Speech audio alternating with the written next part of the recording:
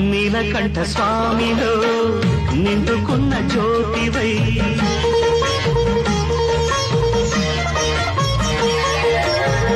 సత్యమైన వెలుగులో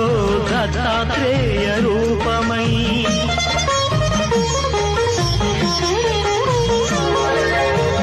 లోకములు కాచే తండ్రివి నీవేనని రూపములనేకములైన శ్రీ సాయిని